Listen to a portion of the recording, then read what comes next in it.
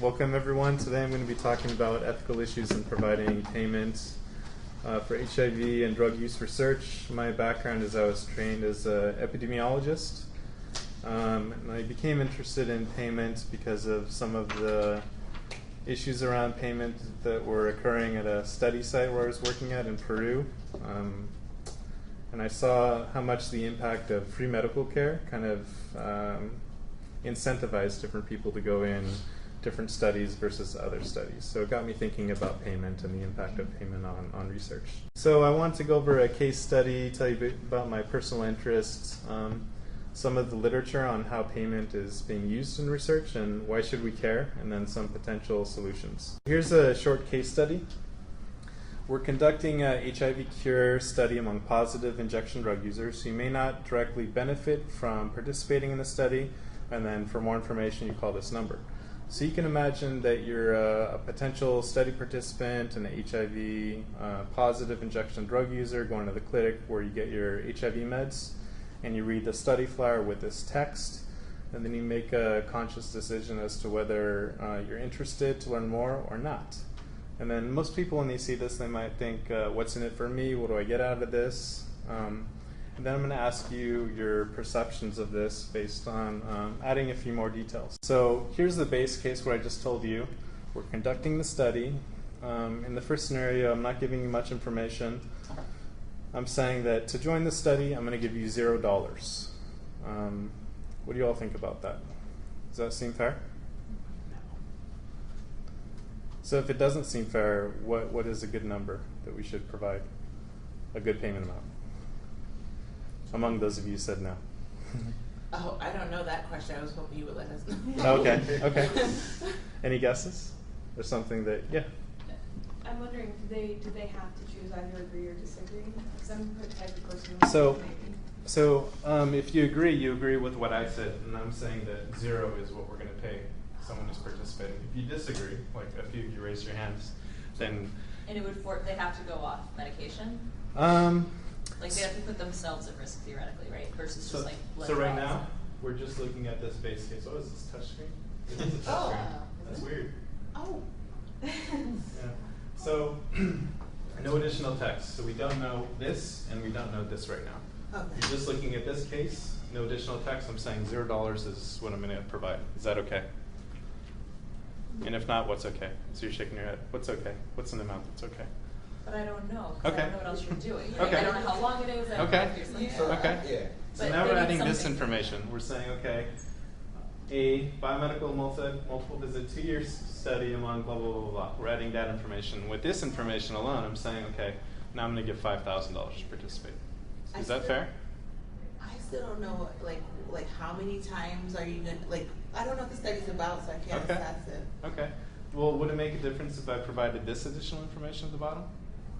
Saying to participate, you must halt the use of your antiviral treatment, which may make you sick or infectious. And to do this, I'm going to give you $50,000. No. Is this Isn't that okay? coercive? No. Yeah, it's undue inducement. Yeah. Okay. Is it too much? Do you think it's too much? Okay. I think it's too much. So, for each of these scenarios within this case, what I'm kind of asking you is if you think this is fair and why or why not, and if you disagree, what amount would you propose? And usually when you say what amount would you propose, if you disagree, people are like, I'm not sure, because we don't know what to go on. What are the issues with this? There's some wording, there's some details, because I added additional details at each step. You could think if people are participating, if they're altruistic, they might participate for no money. Do they have experience in research? Do they know how much people normally pay for this study? What is their perception of the research project? Do they need the money? Do they not need the money? And what about safety? So these might be some things that go through the mind of the person as they're making that decision. So a question, would knowing what's been provided in past studies that are similar help you make a decision on to join the study or not? What do you think? I think so. You think so? Would knowing that information help you in this room decide what's a fair amount or not? For those of you that disagreed, saying that those weren't right. So is there something other than money that maybe should be considered as we're providing different kinds of payment to participants? What else should be considered? So, healthcare. If you're providing Okay. a service that they wouldn't be able to access, so I think Sure. that's a benefit, and it could be something that is really needed depending Sure. on the population that you're looking at. Okay, yeah, that's a good one. Anything else besides payment? If they have to go off meds and there's some issue with like resistance or they can't go back on what they used to be on before and that makes it more complicated, that you ensure they have access to that other line. Okay, good. Yeah.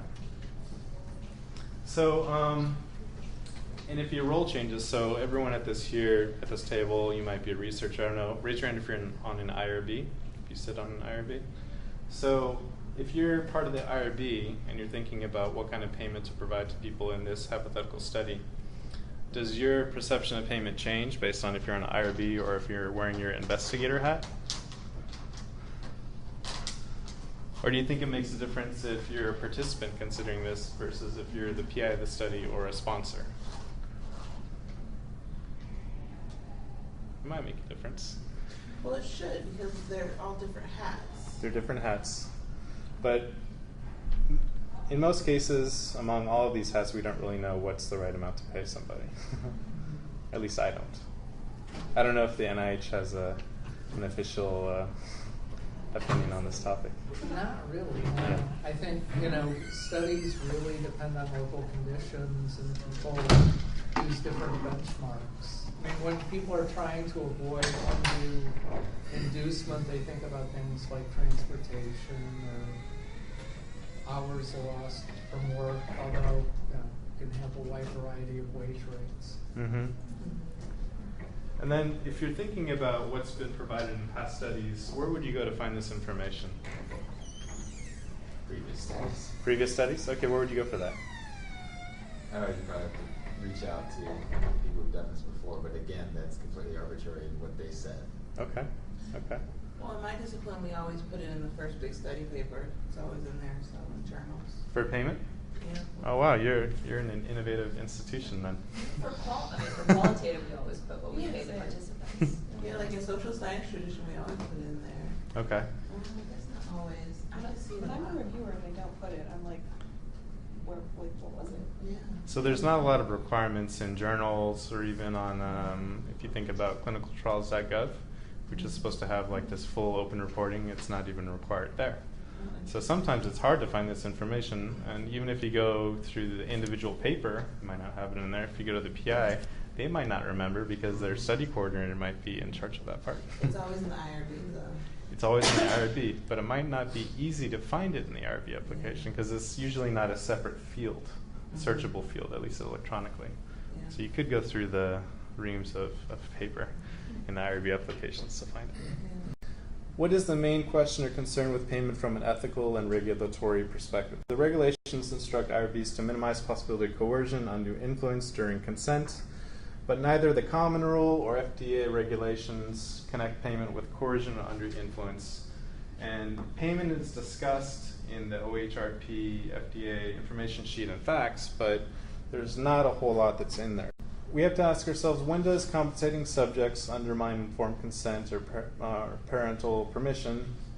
And it's when paying research participants in exchange for their participation is common, and this is generally acceptable practice. Raise your hand if you've paid participants in any of your studies before.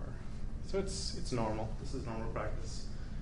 But what they say is IRBs should be cautious that payments are not so high that they create undue influence or offer undue inducement to participate in research. So does anyone have a definition of what's too high? I feel like it's always what's too low. What's too low is Yeah. important? Yeah. Why is what's too low important? And then you're not valuing that person's time and effort, Yeah. Okay. et cetera. But I also feel like they don't take in other factors. Okay. So if you're getting a medication that may not be available that has some benefit that could be a form of payment per se, like if you have access to all these healthcare things that you wouldn't normally have access to, so that could be seen as a payment. Because even when we look at our compensation package, healthcare is included in that compensation package.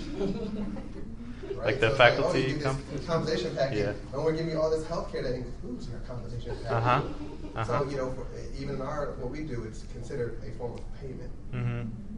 Right. I remember there was a trial I read about, I think it was in the Gambia, and they offered health care for the family of whoever was participating, which of course is like defining family was its own crazy, but like that in some ways it was wonderful, but it was also because people were joining because they were like, well then, like, you know, my kids will all of a sudden have care.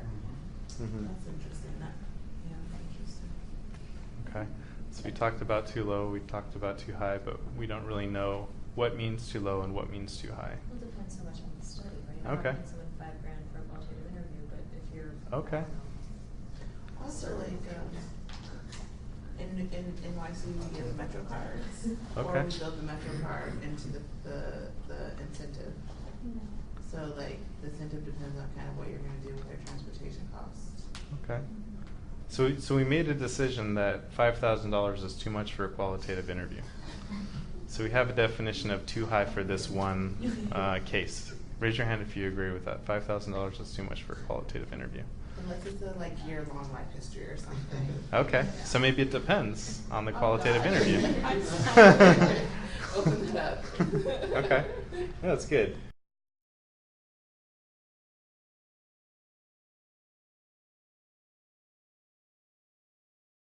Let's define coercion and undue inducement because people often get these mixed up and they're very different. So coercion occurs when there's a threat of harm, and undue influence is when there's an offer of excessive or inappropriate rewards.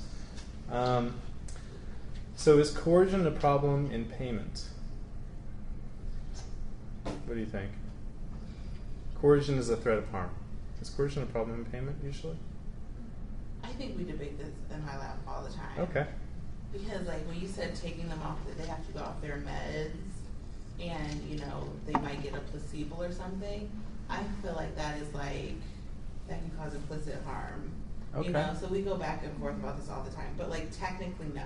Okay. It's not like I'm going to hit you if you don't join the study, right? Right, but like it's general enough to include like actual real harms that are not just like, you know, ancillary, you know, like real consequences. But whatever. But Okay. generally, no. Generally, Yeah. if I offer you money for something to participate in a study, it's not a threat of harm Right. if you I don't know do what it. you mean. But what about undue influence? So undue influence has nothing to do with harm, right? So I want to kind of focus on that today because it's a little bit more straightforward. But with undue influence, we don't really have an idea of what is excessive or what is inappropriate, because really there's not a whole lot of guidance on this. But I'm going to show you what guidance there is, but there's not a whole lot. So undue influence occurs when a payment distorts an individual's decision to participate, compromising subject's examination and evaluation of the risks or affect the voluntariness of her choices. So there's some data that shows that payment actually increases people's perceptions of risk. So you're paying me a lot of money, there must be something kind of risky about this study. But still, in these definitions, we don't really have a user-friendly version of what does it mean to be unduly influenced? What does it mean to have something that's an excessive incentive?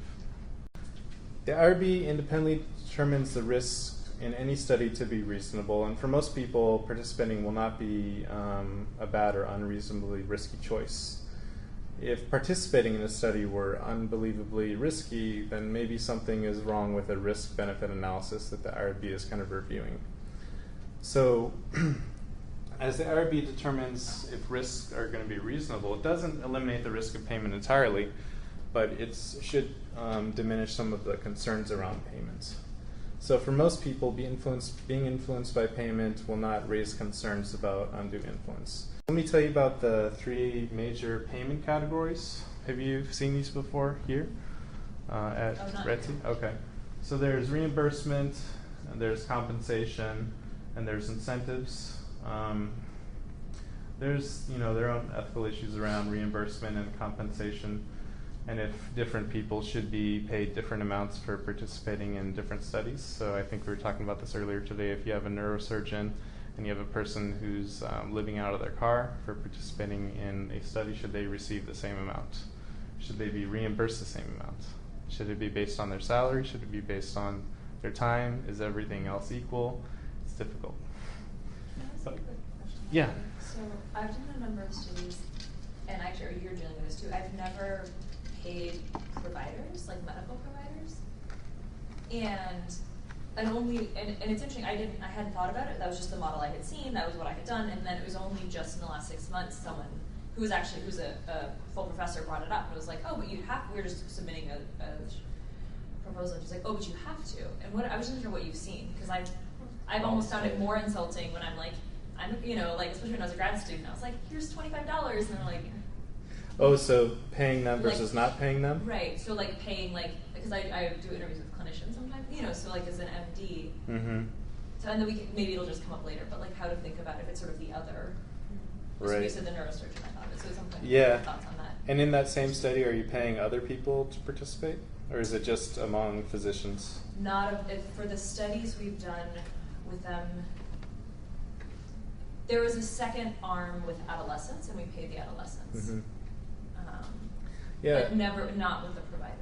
Yeah, to me it seems fair to, it's kind of the opposite, because usually people are concerned that if you pay, let's say people living with HIV a certain amount of money, and you have also providers that you're recruiting into your study, you should also pay the providers, but people might say, oh, you should pay the providers more because their time is worth more.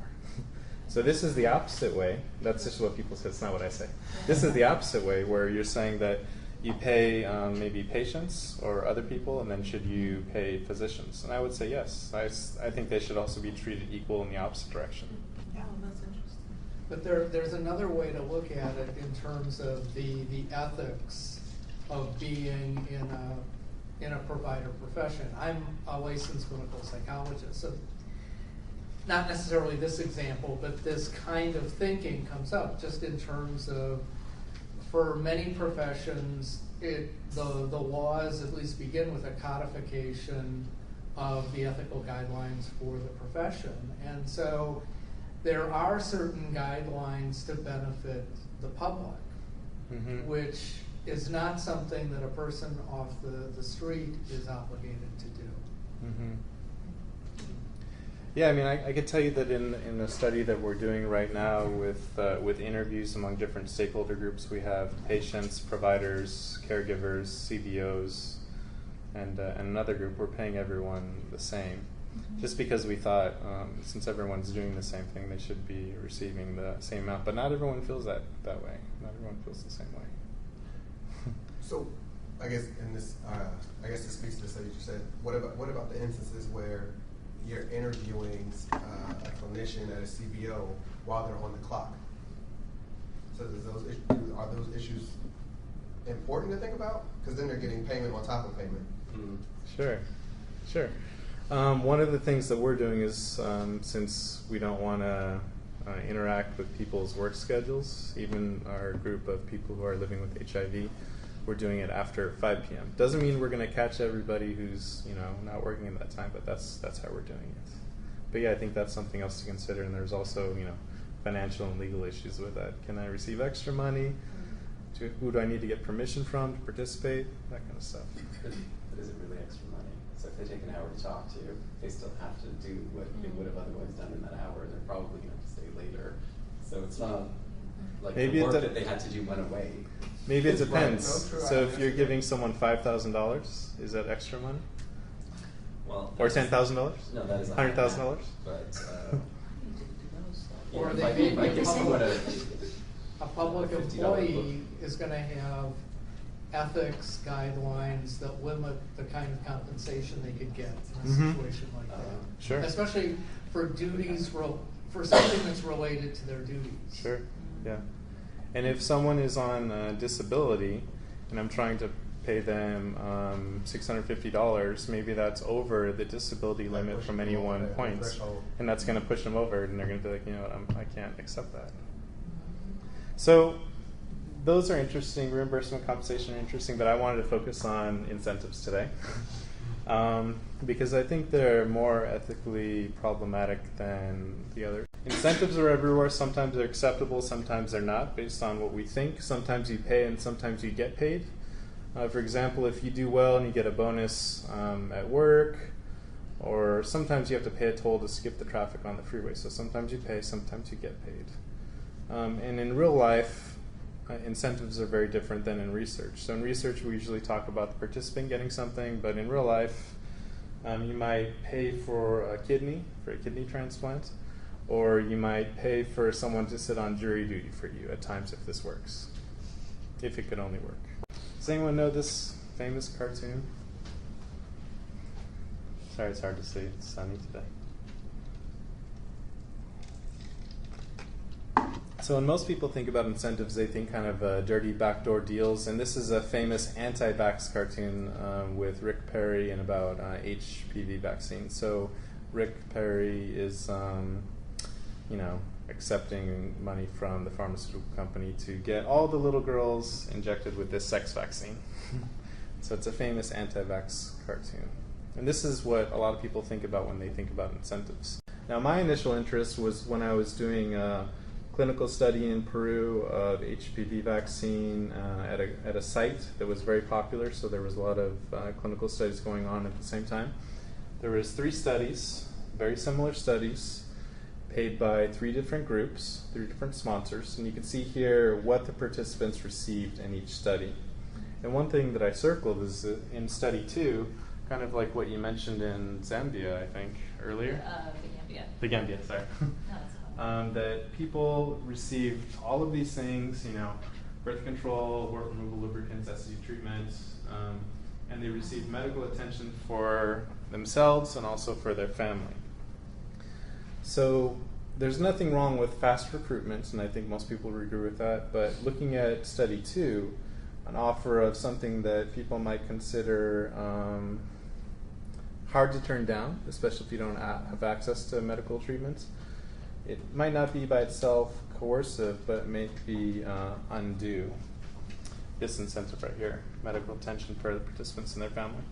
And this was part of my RETI study that I did back in 2014, where I kind of went back to the same participants in study 3 was my study. And I asked them a few questions. Was the study well described? Was the participation voluntary? Could you withdraw from the study at any time? We did some interviews and we had these surveys. And some people said the study should have paid us, and other people said that the primary reason for participating in the study was the cervical cancer screening that we were doing. So the cervical cancer screening was a big incentive for them. It might not have been as big of an incentive as the medical attention for themselves and their whole family, but this was the incentive that we offered. And can you think of any incentives, any ethically problematic studies that used incentives in the history of research? And I'll put out 2 that you've heard of. So what was the incentive in the Tuskegee syphilis experiments? Is it healthcare? Well, not actual healthcare, but Yeah, so the incentive for participants to participate in this study, where they didn't actually know they had syphilis and they were prevented from getting treatment elsewhere, was the free medical care, meals, and burial insurance. There was also incentives for investigators. What was the investigators' incentive? Their entire career. Their entire career, sure. Their incentive was, we're not going to provide treatment to this population that has syphilis because we want to follow the whole history of syphilis, see what happens in a person if we don't treat them. What about Willowbrook, closer to home here in New York? Has anyone heard of Willowbrook? I didn't realize there were incentives though. Okay. Yeah. So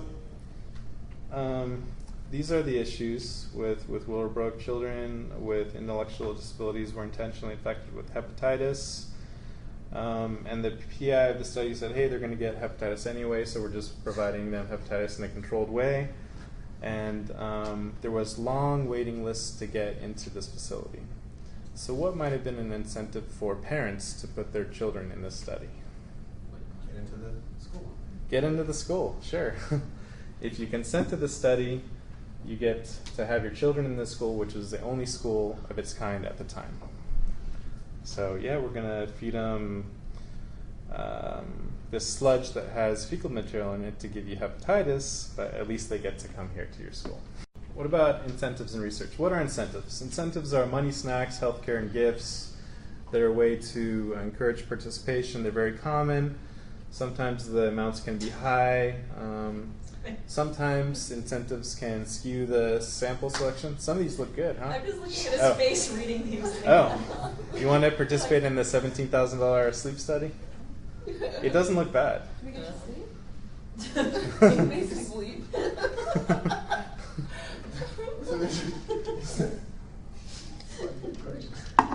Yeah. It's at our hotel. I'm not interested in this. Okay, yeah.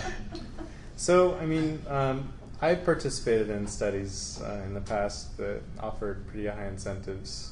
And there's people who are professional study participants that do this all the time, and that's how they make their living. The problem is sometimes that they can put a lot of effort in studies that offer the high incentive, and they might kind of move away from those that offer the lower incentive because they see that carrot at the end. Participants who are receiving payments, talking about the skewed sample selection, might be more likely to be economically disadvantaged. So for example, let's say I have $1,000 for a hypothetical study that I'm going to offer everyone in this room today. I'm going to say, have lunch with me for 1 hour at the restaurant of your choice here in New York at the time that you want. I'm going to measure your comfort level at the end of this dinner, and I'm going to give you $1,000. How many of you would say yes? Free dinner, $1,000. Your choice on day and time and place. Some of you said yes. A survey. A 5-minute survey at the end of dinner. Okay. Can't really do much. Yeah. You're talking about other measures of comfort? Yeah. And what about a different study? So ride around with me in my car, but you're going to be in the trunk for 1 hour at the day and time of your choice. And at the end, I'm going to give you the same survey to measure your comfort level. How many people do that? $1,000. In the streets of New York? Well, thanks. Okay. How about the writing of the trunk? So might there be different people who would say different answers to those two questions? Might there be people who say, yes, for $1,000 I'll absolutely ride in your trunk for an hour? Of course. Okay. So that's something that's interesting about incentives, because incentives can effectively recruit a skewed sample population that's not necessarily representative. So as we're planning new human subjects research studies, we might think about these questions. What are appropriate incentives? Who should be making the decision? How should this decision, be made? And I'm going to use the HIV field as an example as I'm thinking about this. So imagine planning a new study on HIV vaccine or a survey on HIV testing. Should people who participate in a survey study receive more or less than those that participate in a vaccine study? What do you think? Survey or vaccine study? Who should receive more? Do you know the answer? Is there an answer? Does it depend? Who makes that decision? Should you make the decision as the PI? Should the sponsor? Should the NIH? Should the IRB? Who should make that decision?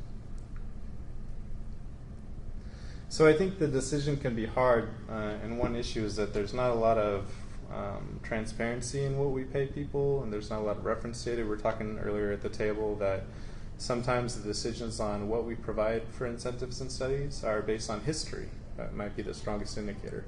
So in the past, if I paid $20 for a focus group, okay, $20 sounds about right, because that's what we paid in the past, and it seemed to pass the IRB, and it seems fine. People seem to be satisfied.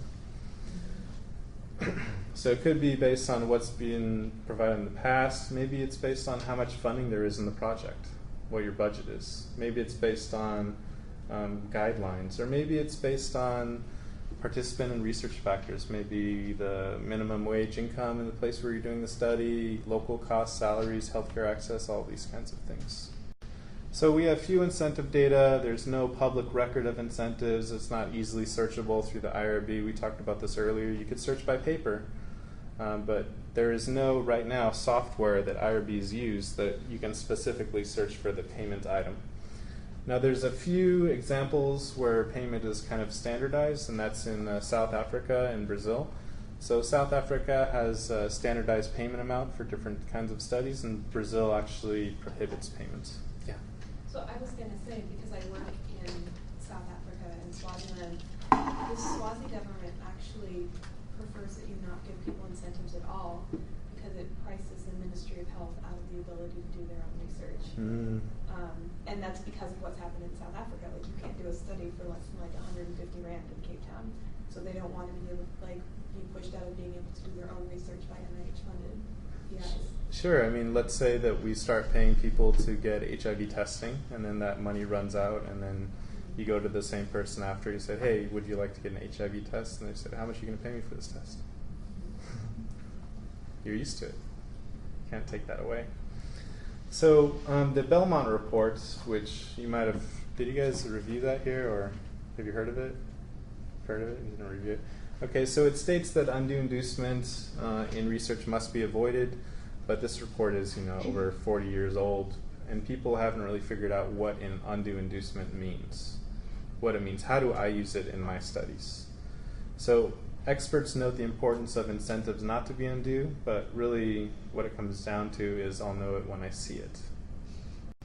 So why should we care about incentives? So incentives can impact research outcomes. You might be very enthusiastic to join a study, but not necessarily to adhere to whatever the study is telling you to adhere to.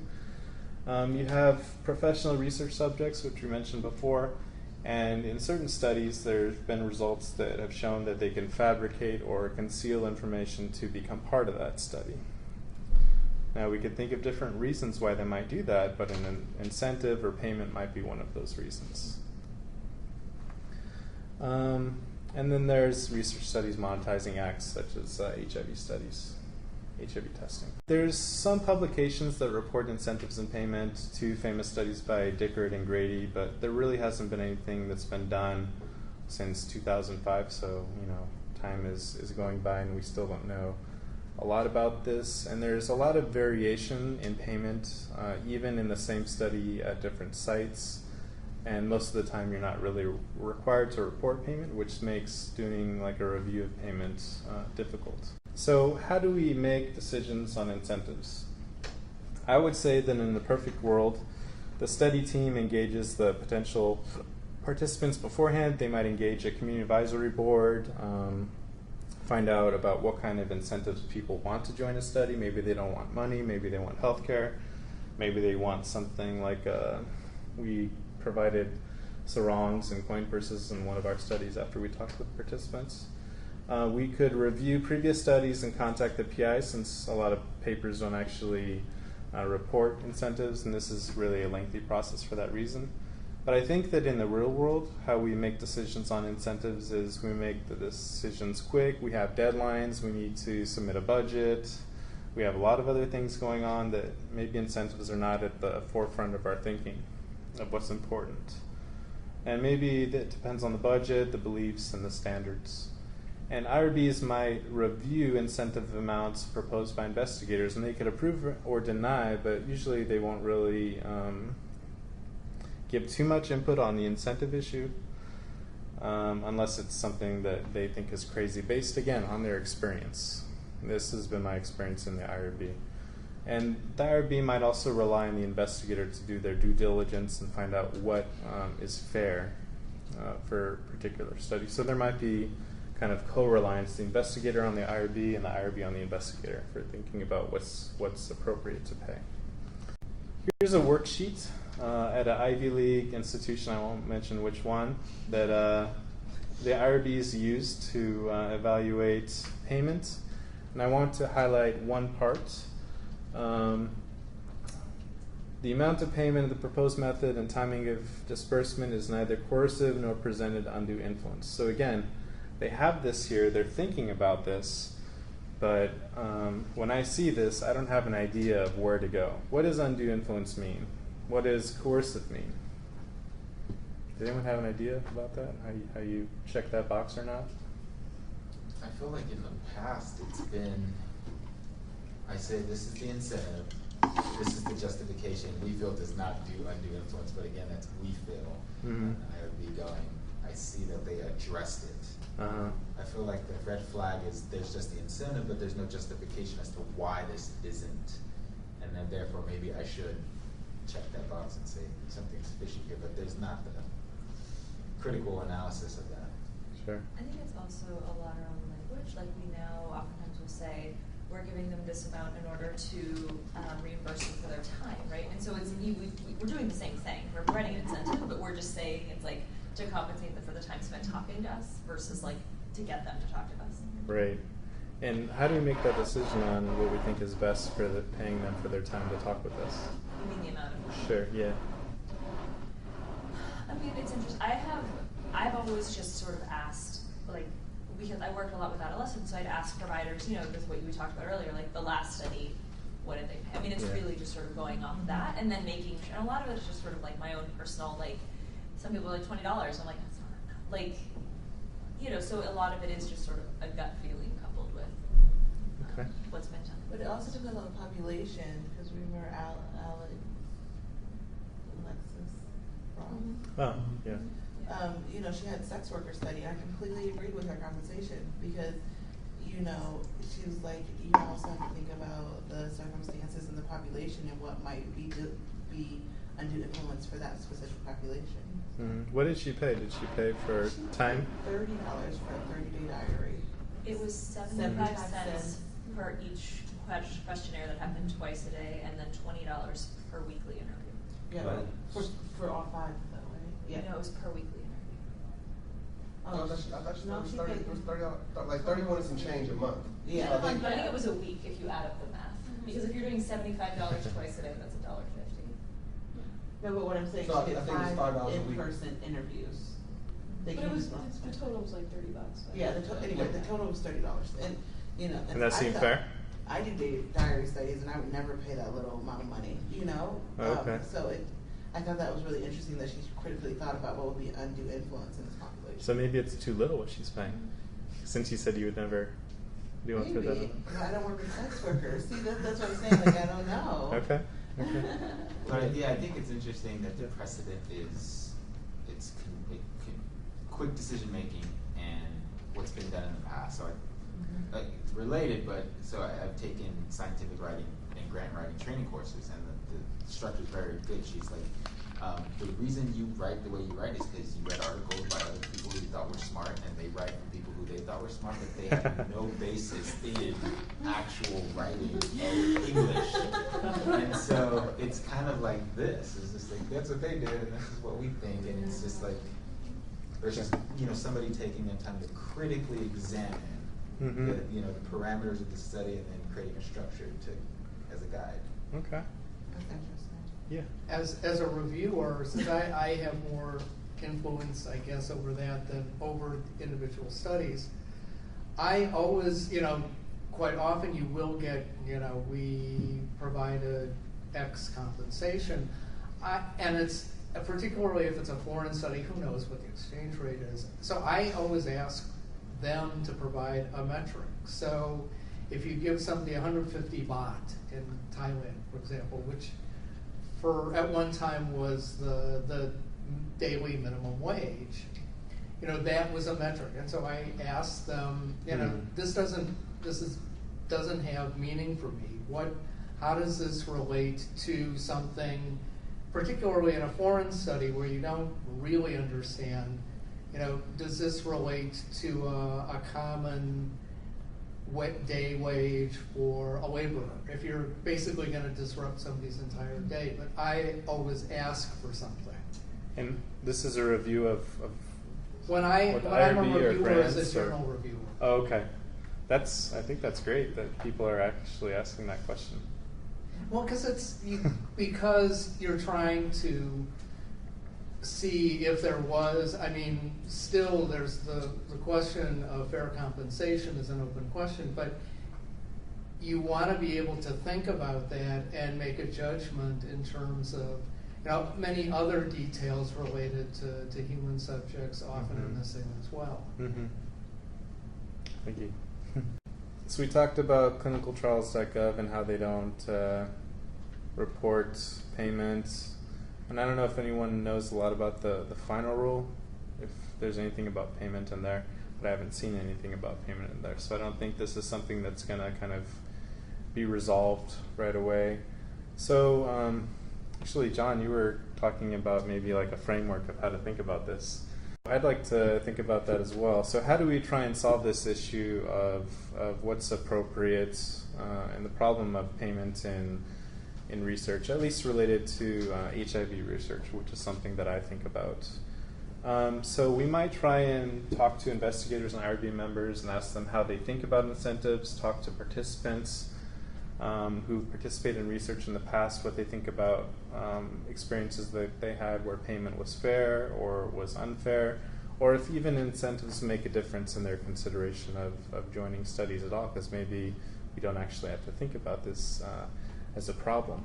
We can next move on to like a consensus of what are the relevant parameters that might be related to incentives to think about. So what are some variables that we would want to know as we think about how much we should pay people? What do you guys think?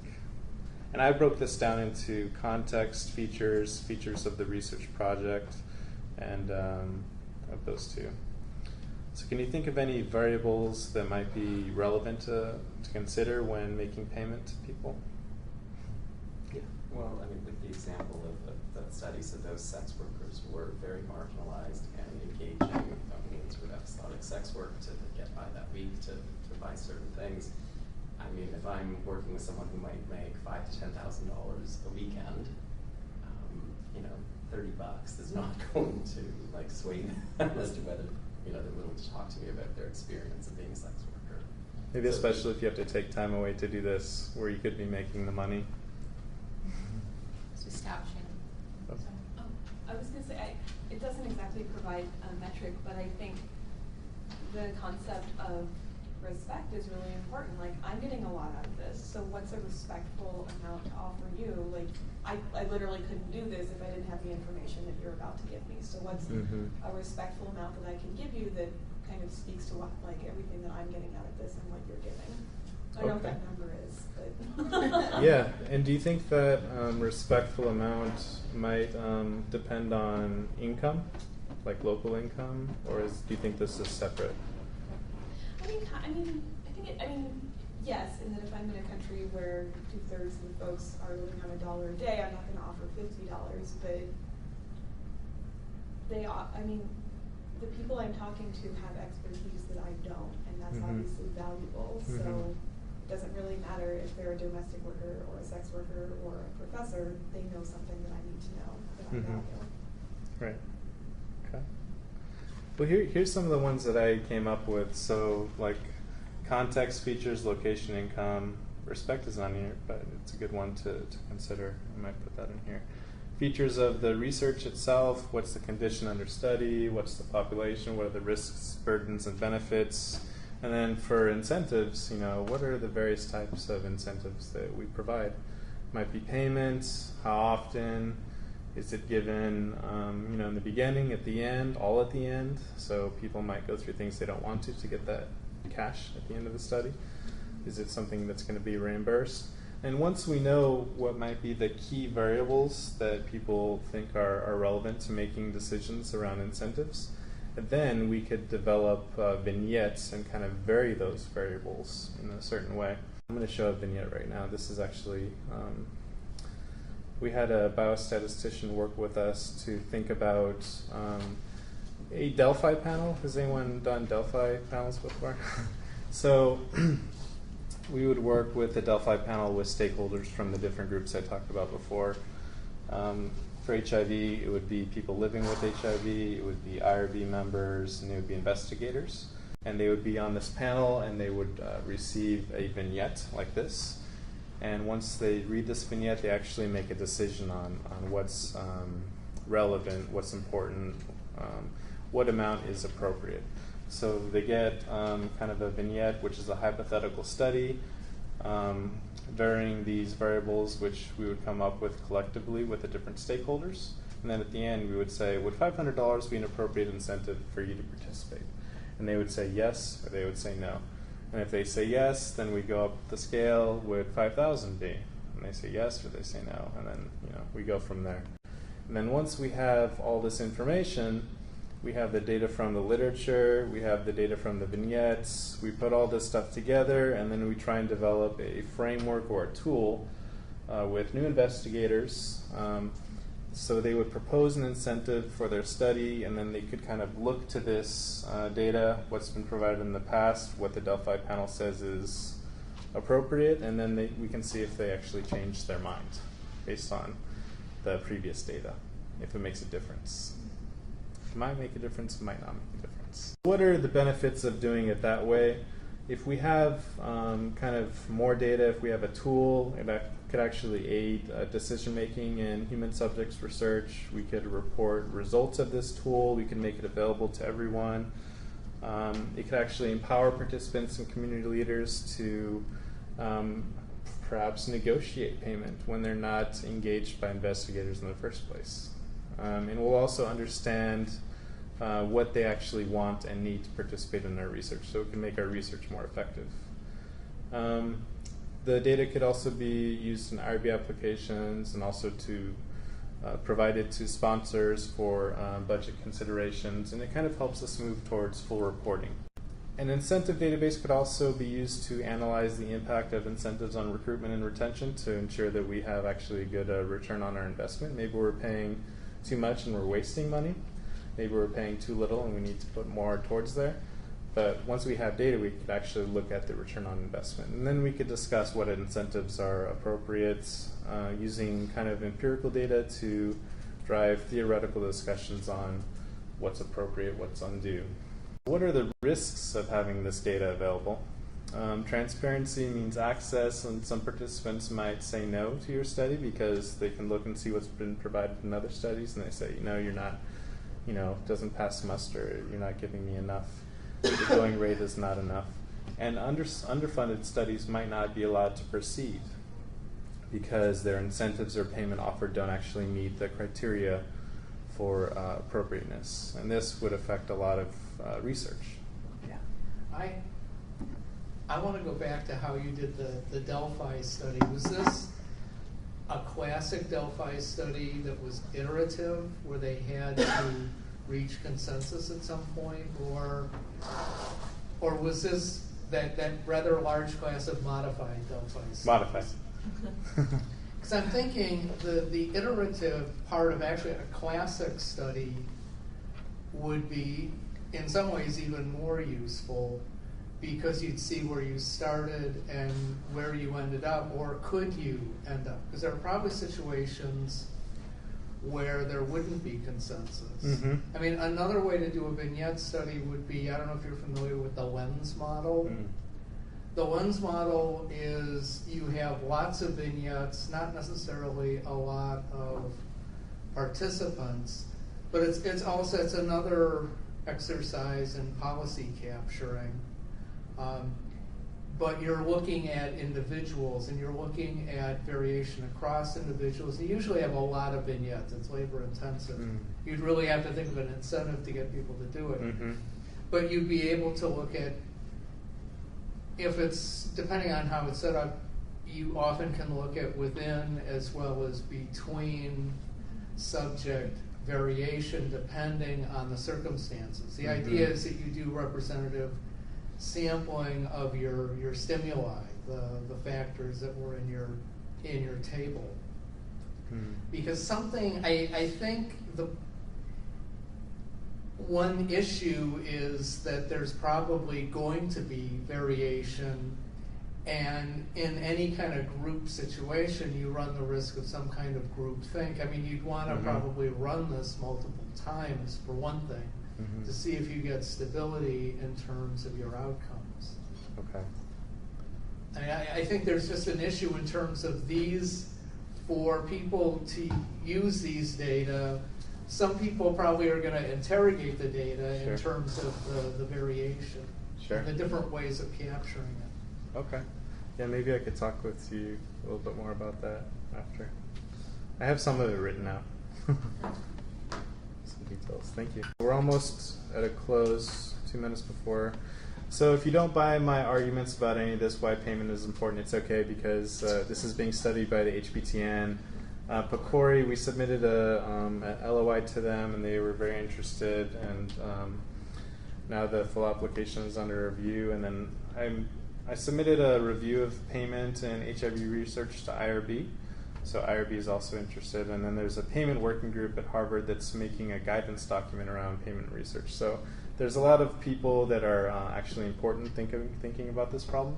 So it's okay if you don't buy my arguments, because they think it's important too. So my hypothesis is that there's a going rate of incentives in research, market forces, and how much you pay someone for a focus group. Like, let's say in Riverside, California, people might think that $25 is appropriate.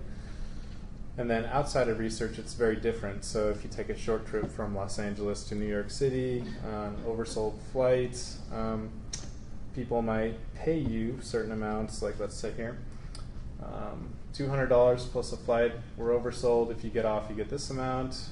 Okay, no takers. If you get off, you get this amount, and you keep going. Now, United stopped at $800, and that's why the guy got kind of dragged off the flight, because he was chosen at random. But there's incentives in everything. It's not just research. We see them in our own lives. The next steps for me are I'm interviewing participants for a hypothetical cure study, varying payment amount, and I'm asking a question if high payment suspends people's risks. So anyway, I think knowing more about incentives and payment and research will be good. And that's all I have. If you have any questions, let me know. So that's my hour.